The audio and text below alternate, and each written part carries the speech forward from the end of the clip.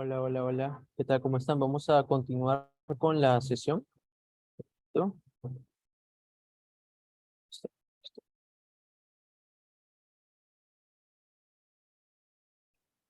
Listo, ya lo hemos visto. Estamos entonces en hipertermia, ¿no? Entonces ya hemos visto lo que viene a ser el componente febril. Ahora vamos a revisar lo que compete a hipertermia. Un ratito que se me pasa el punterito.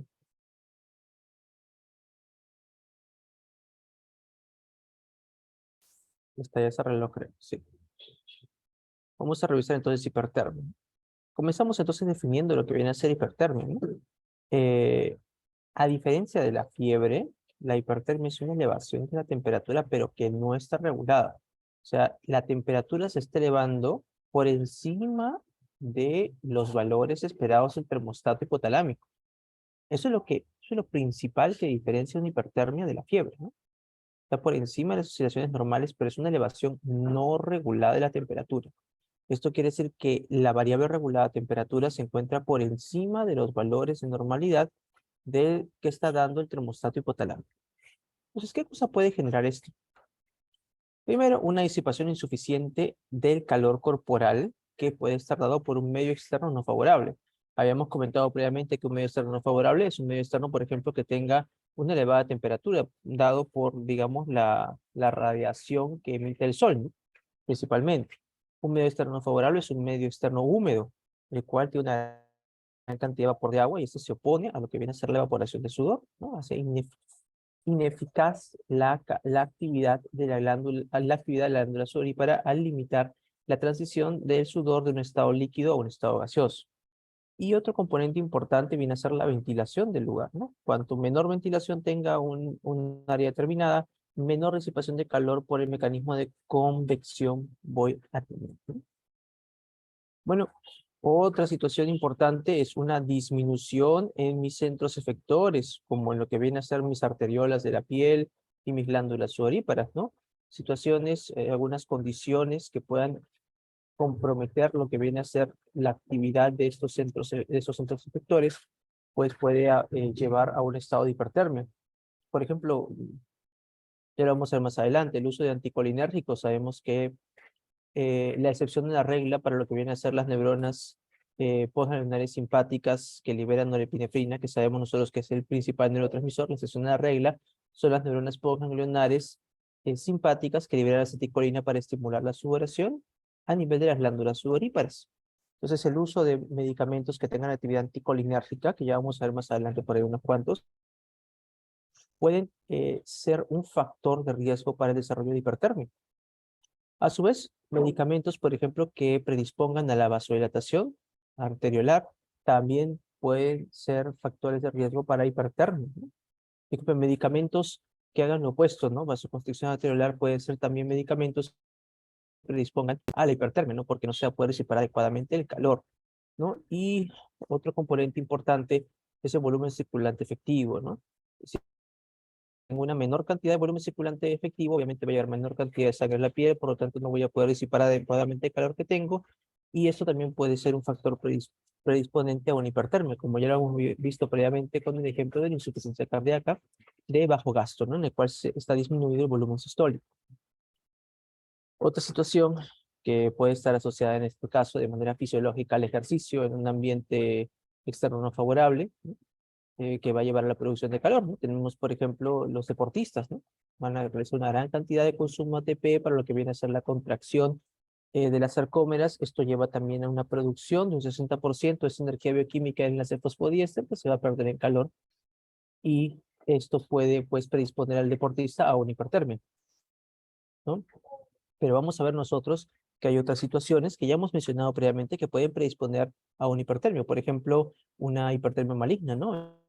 En la cual hay un gasto exagerado de ATP en una viñeta clínica de un paciente joven que tiene una susceptibilidad genética de los canales de renina, se ha sometido a lo que viene a ser una anestesia general con anestésicos volátiles, ¿no? Como el lautano, los floranos, o ha sido también aparte de eso sometido a un relajante muscular conocido como la succinilcolina, ¿no? Que son, digamos, componentes que están asociados a la apertura anómala de estos canales de rayanodina y genera un alto consumo de ATP para la contracción muscular y lo lleva a una hipertermia. Podemos también tener, aparte de la hipertermia maligna, el síndrome neuroléptico maligno, ¿no? En el cual hemos estado viendo nosotros que hay una descarga brutal una descarga brutal de la ruta eferente simpática, la cual lleva a una producción exagerada de calor, retención exagerada de calor, ¿no? Y esto se da en el contexto, ya lo hemos comentado previamente, de un paciente esquizofrénico que está iniciando antipsicóticos para, eh, para poder tratar esta condición, ¿no? Uno de los efectos adversos de estos antipsicóticos, pues, está dado con este síndrome neuroléptico maligno, que lo vamos a ver en más detalle, ¿no? Y así hay una serie de patologías que están asociadas con este brazo eferente de la termorregulación, ¿no? Que van a llevar a un aumento y una retención de calor, ¿no? Otra situación que también podría darse, que lo consideramos hipertermia, es un daño hipotalámico, ¿no? Un daño hipotalámico puede ser un traumatismo craneoencefálico que pueda comprometer el hipotálamo, específicamente en el núcleo preóptico. Puede ser que sea un tumor, ¿no? Que esté dañando lo que viene a ser la región del hipotálamo, el centro termorregulador, el termostato, y pues pueda llevarnos a un estado de hipertermia, ¿no?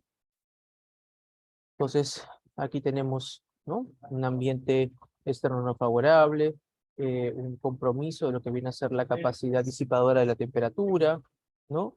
Aumento en lo que viene a ser la producción de calor, ¿no? Tenemos, por ejemplo, ahí el músculo esquelético, y también nos faltó comentar a estas proteínas desacoplantes que las habíamos mencionado previamente, ¿no? Que son estimuladas por el sistema nervioso autónomo simpático y también por la hormona tiroidea, ¿no? También van a ser situaciones en las cuales va a aumentar el calor, la producción de calor. No olvidar también, ¿no? La bomba sodio potasio tepeasa, que es que es la principal enzima en lo que viene a ser la principal enzima responsable de la temperatura que se produce cuando estamos en reposo, ¿no? El metabolismo basal. Y el hipotálamo, ¿no? Que es donde está nuestro termostato, ¿no? El termostato hipotalámico, ¿no? Que puede también encontrarse ahí. Bueno, vamos a revisar la hipertermia. Vamos a revisar uno de los tipos de hipertermia que se conoce como el golpe de calor. El golpe de calor, que tiene usted la definición, tenemos dos tipos de golpes de calor: el golpe de calor clásico y el golpe de calor asociado al esfuerzo. El golpe de calor clásico se va a dar se va a dar con una temperatura mayor o igual a 40 grados centígrados, en la cual la persona está expuesta a una temperatura elevada, ¿no? A un medio externo con una temperatura elevada, y eso es lo que le lleva directamente a un golpe de calor, ese golpe de calor clásico. Y el golpe de calor asociado al esfuerzo viene a ser aquel golpe de calor en el cual, si bien hay una temperatura ambiente externa elevada, también la persona está realizando una actividad física extenuante, ¿no? Vamos a ver quiénes son aquellas personas que pueden ser una población de riesgo para poder desarrollar un golpe de calor asociado al esfuerzo, ¿no? Entonces tenemos golpe de calor clásico, que sí que no es asociado al esfuerzo, ¿no? Más que nada por las características del medio externo,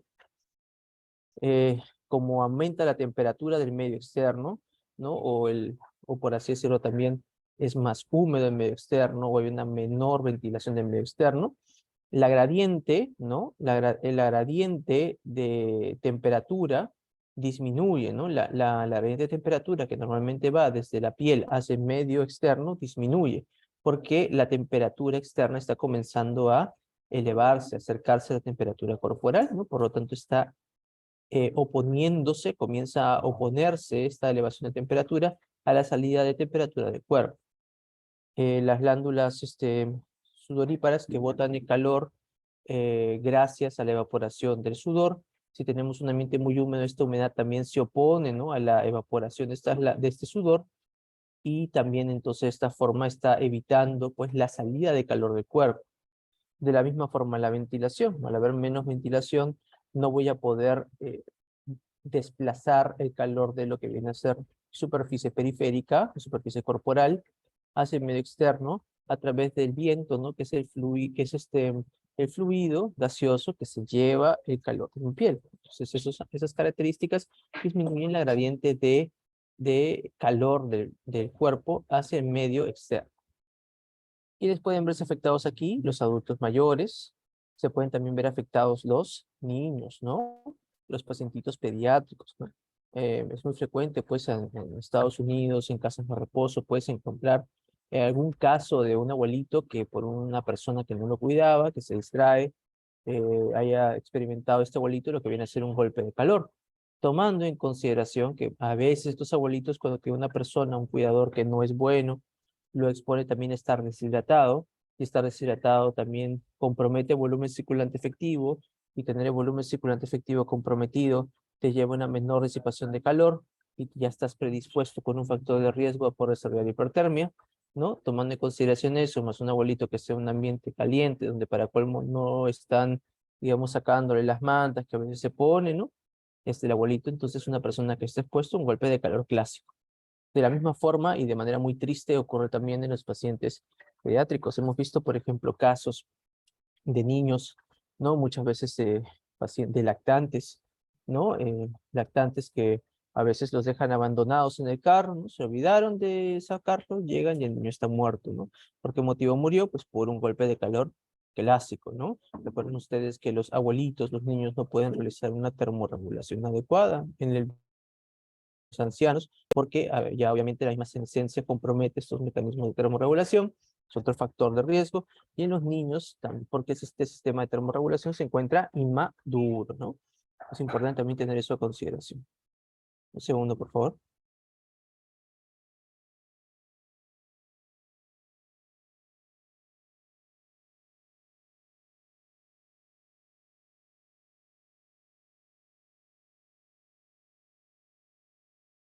Muy bien, continuamos. Tenemos el golpe de calor asociado al esfuerzo, ¿no? Entonces, junto con este golpe de calor asociado al esfuerzo, también hay una contracción muscular que aparte de comprometerse lo que viene a ser la gradiente calor-intercambio, se está produciendo calor, ¿no? A través del consumo ATP por la sarcómera.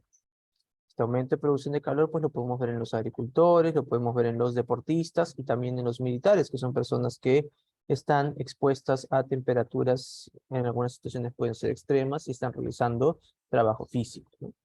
Importante recordar el agricultor, ¿no? Porque recuerden ustedes que este golpe de calor va a tener un compromiso de sensorio. Entonces, digamos, si puede estar realizando actividad física extenuante, el agricultor puede en algún momento, con su golpe de calor, tener un compromiso de la conciencia, ¿no?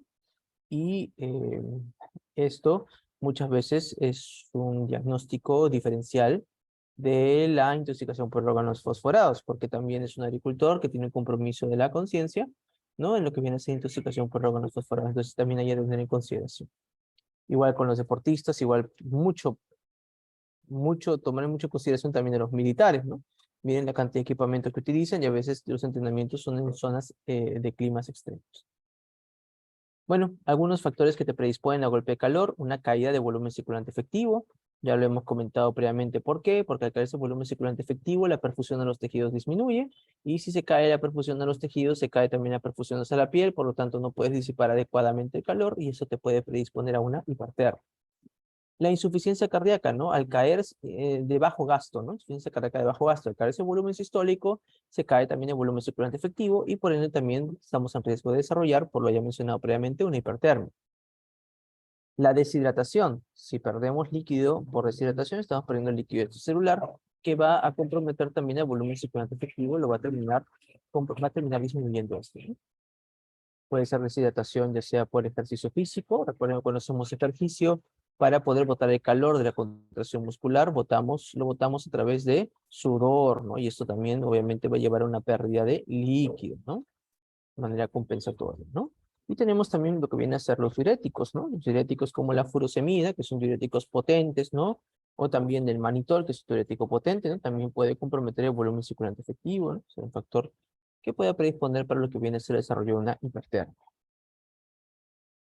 Esto, como lo comenté, afecta la perfusión de sangre hacia la dermis y compromete, pues, ¿no? La llegada de sangre hacia los lechos capilares de la dermis para favorecer la radiación, la conducción, la convección, y también la llegada de sangre, del líquido hacia nuestras glándulas sudoríparas, pues para poder permitir la producción de sudor para que este se pueda posteriormente evaporar y ayudarnos a disipar el calor. A otros factores predisponentes a golpe de calor, ¿no? Lo que viene a ser las dependencias, ¿no? Las dependencias. ¿Por qué motivo? Porque toda dependencia va a comprometer los cambios conductuales, ¿no? Podemos tener dependencia física, ¿no? Dependencia cognitiva, ¿no? Eh, Vamos a ver acá, tenemos dependencia de la función cognitiva. Por ejemplo, los pacientes que tienen demencia, ¿no? Dentro de estas, las más conocidas que ustedes van a ver cuando lleven neuro, que de todas formas las tienen que repasar para los exámenes, la demencia dada por Alzheimer, ¿no? Y la demencia vascular, son las más importantes de tener en consideración porque son las más frecuentes. Y otras que se preguntan por evaluaciones, viene a ser una demencia que puede estar asociada a la Corea de Huntington, ¿no? Y otra demencia, si bien no es muy frecuente, pero también se pregunta, que se da por el síndrome de Creutzfeldt-Jakob, ¿no? Que se da por priones. Están las demencias. Podemos tener abuelitos que tengan también dependencia, obviamente, por compromiso de la función motora. Puede ser el Parkinson, puede ser también un accidente cerebrovascular, ¿no? Que genera, pues, las famosas hemiparesias, hemiplegias. Pues ahí tienen ustedes estas dependencias que comprometen los cambios conductuales que ya hemos visto previamente. Otro factor predisponente, obviamente, la gradiente de calor. Una mayor temperatura externa, pues va a limitar la salida de calor. Eso también es un factor de riesgo para lo que viene a ser un golpe de calor. Muy bien, ¿cómo se da el daño por golpe de calor, no? Hay dos mecanismos, dos rutas que pues han sido propuestas, que son los responsables de generar el daño celular por golpe de calor. Tenemos la ruta de daño térmico, ¿no? En la cual este daño térmico, según los estudios dados, se da a partir de una temperatura mayor a 42 grados centígrados, ¿no? ¿Y qué es lo que va a ocurrir? Tenemos aquí una proteína normal y tenemos una proteína ya denaturalizada, ¿no? Una de las causas de denaturalización proteica que lleva a la pérdida de la actividad de esta proteína viene a ser los cambios drásticos, las elevaciones y las disminuciones de la temperatura. La elevación de la temperatura lleva a una denaturalización de las proteínas que hace que pierdan su función.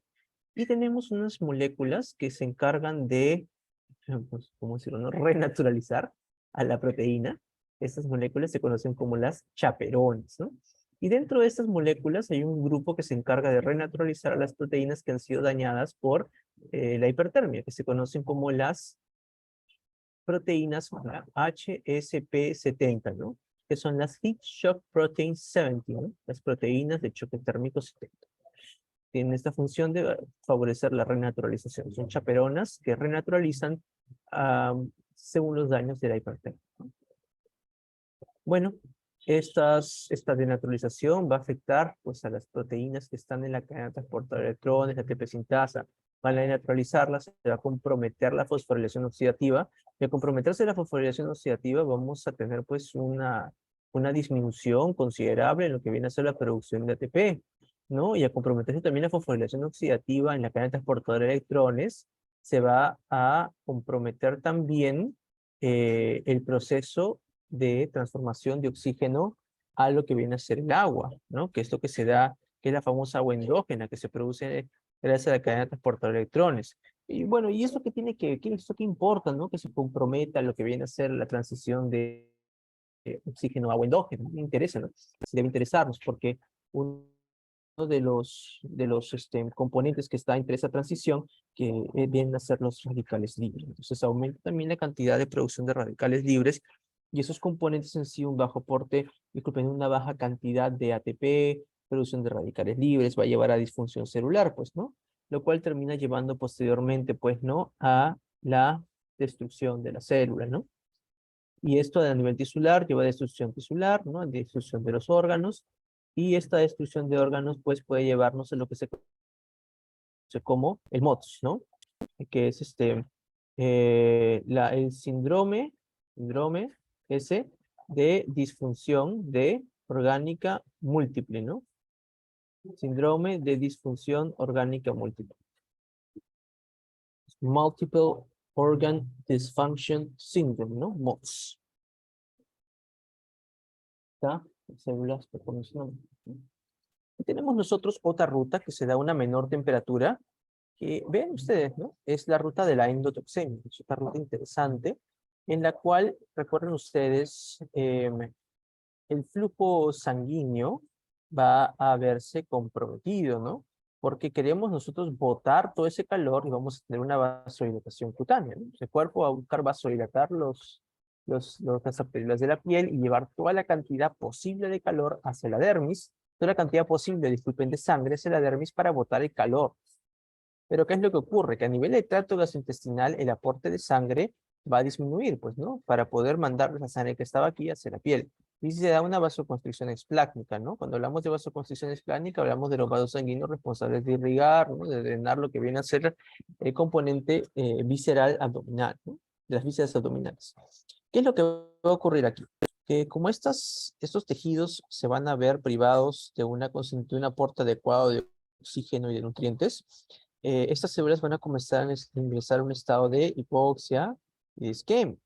Y lo que preocupa es que si nos vamos a la pared intestinal, tenemos nosotros que en la mucosa tenemos una barrera dada por estas células que se conocen como los enterocitos, los cuales se encuentran unidos, los cuales se encuentran acoplados entre sí por las uniones adherentes, las uniones ocludens, ¿no? Los desmosomas, y digamos la manutención de estos pues va a depender de un aporte adecuado de oxígeno para poder producir una cantidad adecuada de energía ATP.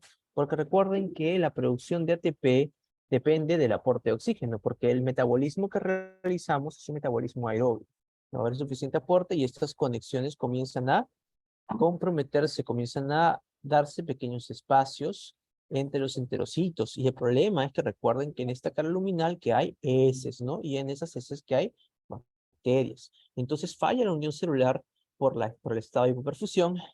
Y esta barrera sana que tenía estas uniones, ¿no?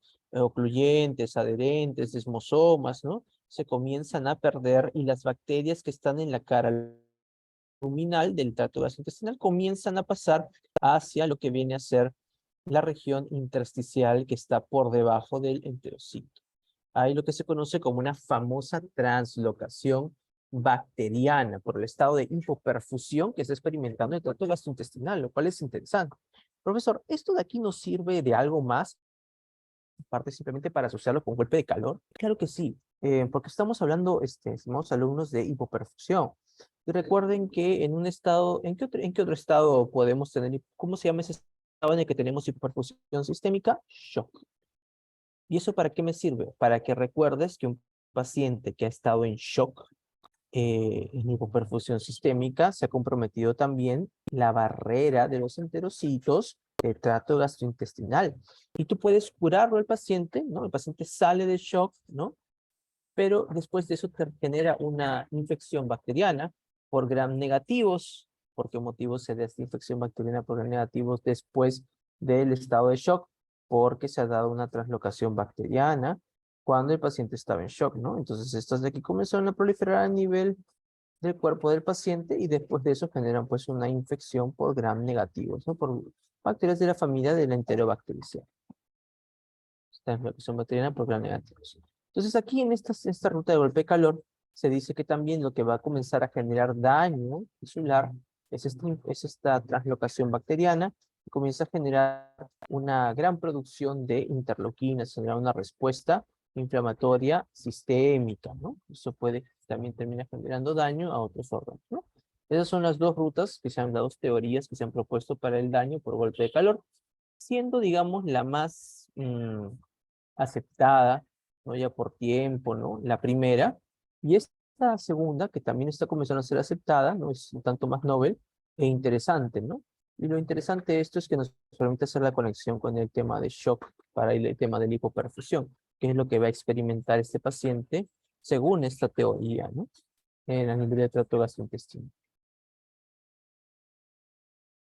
Bueno, continuamos. Entonces, por cualquiera de las dos rutas, recuerden ustedes, va a haber daño celular.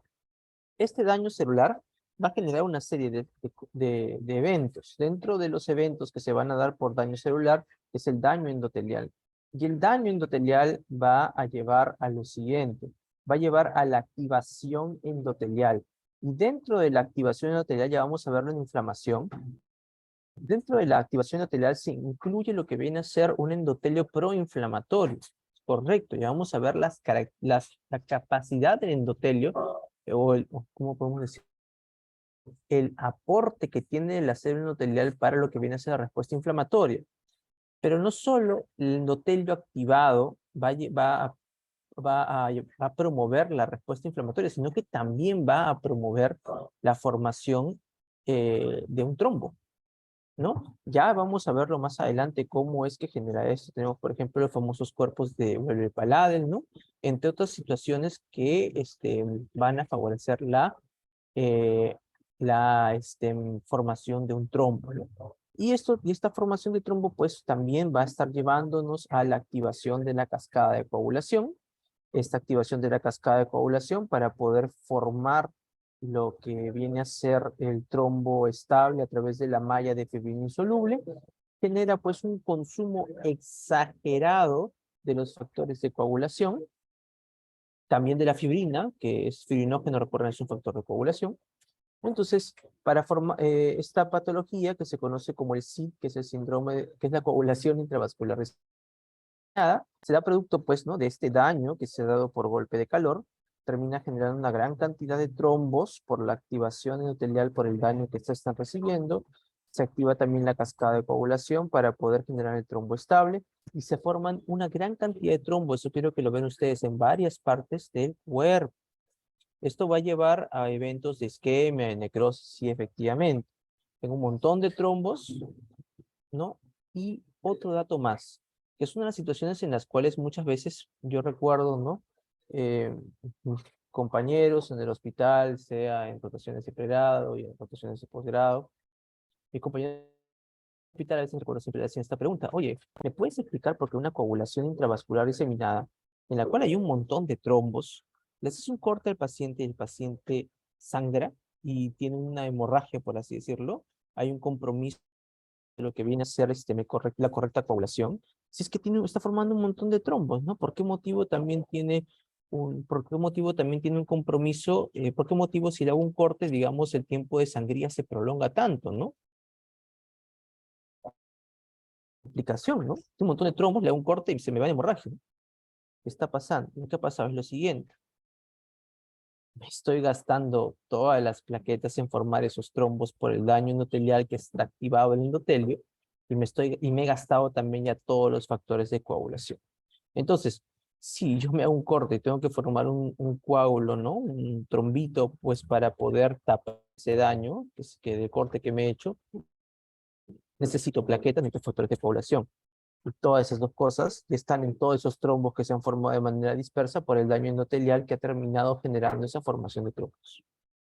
Entonces, una coagulación intravascular diseminada, tengo una gran cantidad de coágulos por todo el cuerpo, pero al momento de tener un corte, un daño a nivel, una lesión a nivel de un vaso sanguíneo, la capacidad que va a tener el cuerpo para poder formar un trombo en ese momento va a estar comprometida, porque ya no hay buena cantidad de fibrinógeno, y una buena cantidad de factores, no tengo una buena cantidad de plaquetas. Ahí está lo que les he mostrado: poca cantidad de plaquetas, poca cantidad de fibrinógeno. Los factores están también disminuidos. ¿Cómo me voy a dar cuenta? Por el tiempo parcial de protombina y por el tiempo parcial de tromoplastina, ¿no? Que se van a encontrar elevados. Y esto me está diciendo, ¿sabes una cosa? Los factores de coagulación se han caído, ¿no? Otra cosa que también puedo utilizar, pues, obviamente, lo ideal es dosar el fibrinógeno, ¿no? El fibrinógeno es lo ideal dosarlo acá, que va a estar bajo. Pero algo que también me podría orientar es que encuentre el dímero D elevado. Profesor, ¿qué es el dímero D? El dímero D es el metabolito de la fibrina. Entonces, si aquí tengo un montón de coágulos por todo el cuerpo, esta fibrina también se va a estar catabolizando, ¿no? Porque hay un montón de coágulos. Y el metabolito de esa fibrina, de esa malla insoluble de fibrina, se conoce como el dímero D. Es por eso, hacemos un paréntesis para explicar por qué motivo cuando pues tenemos a las famosas señoras que tienen las trombosis venosas profundas, ¿no? Se le forman trombos a nivel de lo que viene a ser las venas de las extremidades inferiores. cuando queremos determinar si está o no está ese trombo, lo que le pedimos a estas señoras, porque es más frecuentemente en las damas, ¿no? Lo que se pide es un dímero D. Si el dímero D sale elevado, obviamente me está diciendo que hay un trombo ahí que está formado y que su fibrina se está catabolizando, ¿no? Se está consumiendo en el metabolito que se conoce como el dímero D, ¿no? Entonces, esto es más que nada para poder explicar por qué motivo se encontraría esto elevado y esto disminuido en lo que vendría a ser una coagulación intravascular diseminada, que es una situación que se puede presentar en una hipertermia. Seguimos. Entonces, dentro de las manifestaciones que se puede dar pues por una hipertermia, está también la tetania por calor, ¿no? Entonces, este paciente que tiene una hipertermia por un golpe de calor puede presentar tetania, ¿no? Dentro de eso es un espasmo carpopedal, entonces lo vamos a ver cómo es. Y esta tetania se va a dar pues por un estado de hiperventilación, ¿no? Recuerden ustedes que al aumentar la temperatura, ¿no? Hay un aumento en lo que viene a ser la frecuencia y la profundidad respiratoria. Esto va a terminar llevando a que eliminemos una gran cantidad de CO2, ¿no? Y nos va a exponer a si eliminamos CO2, nos expone a una alcalosis metabólico-respiratoria, ¿no? Y esta alcalosis respiratoria, si nosotros le explicamos, que sería una disminución en la concentración de hidrogeniones por una pérdida de CO2 a través del pulmón. Eso es lo que viene a ser. Entonces los hidrogeniones van a estar disminuidos, por eso les digo que estoy en una alcalosis y la causa de la disminución de los hidrogeniones es por la pérdida de CO2. Entonces es una alcalosis respiratoria, que es lo que vamos a tener en este golpe de calor que se puede manifestar en el paciente. Bueno, profesor, una pregunta ahí. ¿Por qué motivo un estado de hiperventilación, o sea, una alcalosis respiratoria por la hiperventilación, por qué motivo pues no podría tener una tetania? ¿Dónde está la relación acá? Es algo muy interesante. Lo vamos a ver en la clase de calcio y fósforo. Es importante recordar que tenemos una proteína que es la más abundante en la sangre. Esta es la albúmina. La albúmina, recuerden ustedes, es un polianión, o sea, es una proteína que tiene una gran cantidad de cargas negativas. Y por la albúmina ser un polianión, tiene una gran cantidad de cargas negativas, se le une una gran cantidad de cationes, ¿cierto?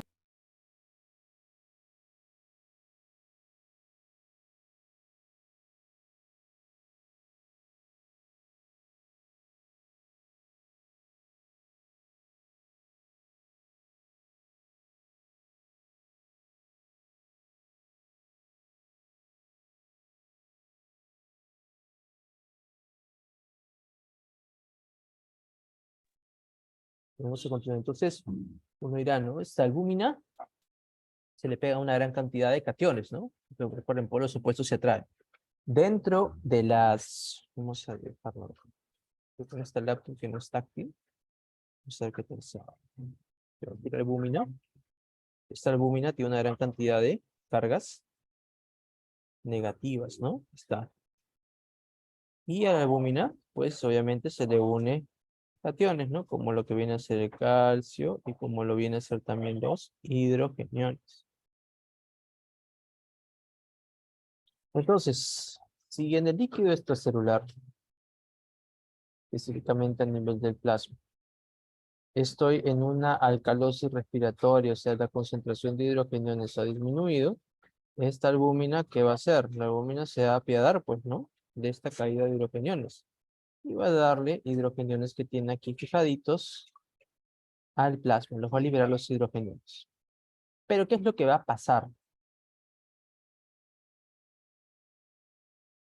Al quedar libre estos espacios, tienen que llenarse por un cation. Y por el cation que se encarga de reemplazar este espacio va a ser el calcio. El calcio que se encuentra libre en la sangre. Entonces, ¿qué es lo que ocurre? Estoy compensando con la albúmina, liberando hidrogeniones para poder tener un efecto compensatorio que se da por esta alcalosis respiratoria, pero a su vez estoy sacrificando al pobre calcio, ¿no? Entonces el calcio libre en la sangre disminuye. El calcio libre en sangre disminuye. Ahora, por un mecanismo que vamos a revisar en calcio y fósforo, cuando disminuye el calcio, aumenta lo que viene a ser aumenta la facilidad de despolarización de las neuronas. La facilidad con la que las neuronas se despolarizan aumenta, ¿no? Y la velocidad y la cantidad de despolarizaciones por un tiempo determinado también aumenta. Esto nos ayuda a explicar por qué motivo aumentaría, o por qué motivo se daría un espasmo carpopedal, ¿no? Porque esto va a terminar afectando a nuestra motoneurona alfa. Se va a despolarizar con mayor facilidad y va a generar, pues, espasmos, contracciones musculares. Ya vamos a ver cómo se da ese mecanismo, cómo la hipocalcemia, pues, te puede generar un estado de tetania, de espasmos musculares, ¿no? Pero esa es la explicación por la cual encuentras tú en una injuria por golpe de calor este espasmo, ¿no? Este espasmo carpopedal. Importante que recuerden ustedes ya para calcio, para hipocalcemia, que una de estas manifestaciones se puede visualizar en los signos, en el examen físico, como el signo de Chebostek y el signo de Trousseau, que son preguntas de examen de NAM y de exámenes internacionales, ¿no? Entonces, para poder tratar esa tetania por calor, pues hay que remover ese estímulo, ¿no? No hay que disminuir la temperatura para que este estado de aumento de la frecuencia y de la profundidad respiratoria que nos lleva a una hiperventilación también disminuya y que por ende pues se normalice las concentraciones de CO2 y por ende también pues pueda aumentar otra vez la cantidad de calcio libre para que pueda disminuir este espasmo carpopedal, ¿no?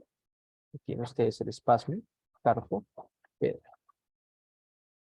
¿Por qué? Tiene que ver con la homeostasis de calcio, que lo acabamos de explicar, pero ya vamos a ver más adelante cómo es que molecularmente hablando, la baja de calcio pues va a llevar a este estado de hiperreactividad neuronal que lleva a una mayor facilidad para desarrollar un potencial de acción. Aquí tienen el MODS, ¿no? Que es el síndrome de disfunción orgánica múltiple, ¿no? Y cómo se van a exponer a lo que viene a ser injuria y necrosis de órganos y sistemas, ¿no? De los tejidos de estos, y cómo se va a dar una serie de manifestaciones, pues, por el daño de estos órganos.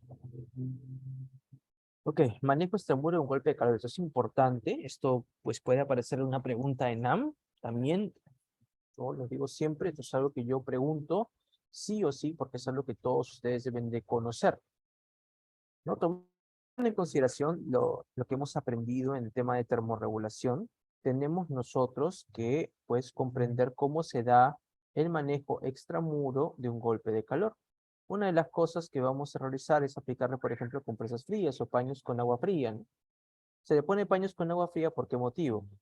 Pues, eh, utilizamos el mecanismo de la conducción para poder pasar lo que viene a ser el calor del cuerpo hacia lo que viene a ser el paño húmedo que está frío, ¿no? Y para aumentar pues esa gradiente, ¿no? Que va desde el cuerpo hacia el paño frío, ¿no?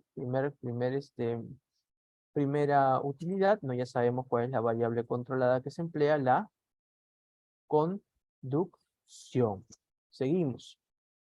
Utilizamos un ventilador, ¿no? Para reducir la temperatura, pero ya sabemos nosotros, pues, qué es lo que hace este ventilador, ¿no? El ventilador está enviando lo que viene a ser un fluido gaseoso con menor temperatura hacia lo que viene a ser la piel. Esto de aquí va a terminar, entonces, disipando el calor del cuerpo por un mecanismo ya no de conducción, sino de convección. Seguimos. Otra cosa que tenemos que hacer es descubrir a la persona, ¿no? La tendríamos que descubrir para que por irradiación se pueda eliminar con mayor facilidad el calor, no por irradiación y por evaporación también se puede eliminar con mayor facilidad el calor. Y también a su vez tenemos que alejarlo de la radiación del sol. ¿A dónde es que lo llevamos este paciente? Pues lo tenemos que llevar a un lugar donde haya sombras, estamos en el campo, ¿no? ¿Qué otra cosa más podemos hacer con este paciente, no? Le podemos dar líquidos, ¿no? Líquidos fríos, ¿no? líquidos en general. ¿Por qué motivo le tendríamos que dar líquidos? Uno, si el líquido esté frío, pues para poder disminuir la temperatura corporal. Y dos, darle líquidos para poder aumentar el volumen circulante efectivo para que pueda llegar mayor cantidad de líquido caliente hacia la piel y que éste pueda salir con mayor facilidad. Y aquí viene otro tema interesante que es recostar al paciente y elevarle los pies. Profesor, ¿por qué motivo le elevamos los pies? No, no tiene ningún sentido, no tiene ningún sentido, ¿no? Recuerden ustedes que uno de los principales pools venosos de la circulación sistémica está en extremidades inferiores. Entonces yo elevo los pies para poder desplazar este pool venoso de sangre para que pueda aumentar el volumen circulante efectivo, llegue mayor cantidad de sangre a la piel y pueda disipar el calor con mayor facilidad, ¿no? Ese es el motivo por el cual elevamos los pies. Se tiene una serie de cosas que usted realiza durante el extramuro que ya sabe usted por qué se hacen, ¿no? Cuando un paciente tiene un golpe de calor. Bueno, tenemos aquí otros componentes que pueden predisponer un golpe de calor, como ya lo había comentado, que son los anticolinérgicos. ¿Por qué motivo? Porque recuerden que el estímulo para la producción de sudor depende de estas neuronas postganglionares simpático-colinérgicas, ¿no? Entonces los anticolinérgicos pues bloquean lo que viene a ser la producción de sudor, ¿no? ¿Cómo se llama la ausencia de sudor? Lo van a ver ustedes ¿cómo se llama esto? En semiología, el próximo ciclo, que se conoce como anhidrosis, ¿no? Hay un síndrome muy preguntado que también aparece en las preguntas de NAM, aparece mucho también en lo que viene a ser el tema del USMLE Step 1, que viene a ser el síndrome de Cloud-Bernard-Horner, ¿no? Un síndrome interesante, ¿no? Que también se revisa en los componentes de anatomía, ¿no? Anatomía también, porque tiene una pequeña irrelación con lo que viene a ser el plexo braquial, un daño del plexo braquial que también en otro momento, como una sesión alterna, también se puede revisar. Entonces, esa viene a ser la ausencia de sudor, anhidrosis. Entonces, tenemos nosotros una serie de anticolinérgicos, ¿no? Los anticolinérgicos son los que van a evitar, pues, que la glándula sudorípara produzca el sudor. Aquí tienen ustedes una clasificación y muy probablemente van a revisar usted, no muy probablemente, sino que van a revisar en los cursos en el curso de farmacología con su docente, ¿no? Entonces, aquí hay una mnemotecnia que se puede visualizar con los anticolinérgicos y un dato importante que deben tener ustedes a continuación es esto de aquí, ¿no? Piel seca, ¿no? Porque piel seca, que viene a ser anhidrosis por la ausencia de sudor. Tenemos algunos anticolinérgicos, ¿no?, a tener en consideración. Algunos medicamentos anticolinérgicos que tienen capacidad anticolinérgica, algunos antidepresivos, algunos antihistamínicos, algunos medicamentos que se utilizan para la incontinencia, ¿no? Esto muchas veces lo podemos ver asociado a un adulto mayor que, por ejemplo, pueda tener demencia, ¿no? El hecho de que esté consumiendo también algunos medicamentos para la incontinencia, ¿no? Tenemos también a los grandes quemados. Uno diría, profesor, ¿por qué motivo los grandes quemados pueden estar en riesgo de hipertermia, ¿no? Obviamente no van a ser los grandes quemados que están quemados en ese momento, ¿no? Sino los grandes quemados que sobrevivieron, ¿no? ¿Por qué motivo, profesor? ¿Por qué motivo desencadenaría en estos pacientes un estado de hipertermia, ¿no? Aquellos que tienen un gran compromiso de su superficie corporal, recuerden ustedes que por ser grandes quemados puede llegar a comprometer, ¿no? Estamos hablando de una quemadura de segundo grado profunda, una quemadura de tercer grado, ¿no? Compromete a la glándula sudorípara que está ubicada en la dermis. ¿Y esto qué significa? Que este paciente va a tener una menor cantidad de glándulas sudoríparas, por lo tanto, esta capacidad de disipación de calor se va a ver mermado, comprometida, y es un factor de riesgo, pues, para poder desarrollar hipertermia. Ahí está. Muy bien, hemos explicado lo que viene a ser el tema de golpe de calor y algunos factores de riesgo asociados. Vamos a dejarlo ahí un ratito y después continuamos con hipertermia maligna.